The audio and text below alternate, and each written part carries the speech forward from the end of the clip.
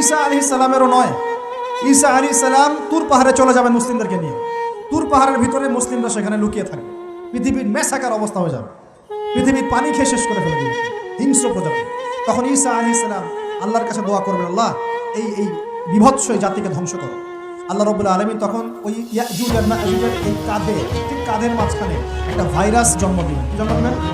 ওই যে বলি না মহামারীর ভাইরাস, অমুক ভাইরাস, এই ভাইরাস আরও সামনে আছে বাকি এখন।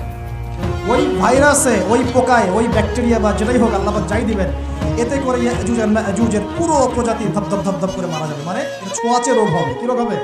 ছোঁয়াচে। ঠিক যেমন আমরা একটু করোনা দেখলাম না, একজন থেকে আরেকজন, এরকম জিনিস চলবে আরও বিশ্বে। আর এখনকার নতুন রিসার্চ হচ্ছে ওই সাইবেরিয়া অঞ্চলের যে বরফগুলো আছে না, ওর নিচে এই 1 লাখ বছর, 1.5 লাখ বছর, 2 লাখ বছর আগের ভাইরাসগুলো নতুন করে জায়গা শুরু করেছে। হ্যাঁ, এগুলো বিজ্ঞানীরা বলছেন যে এগুলো আবার কোন দিন জানি পৃথিবীতে আত্মপ্রকাশ করে।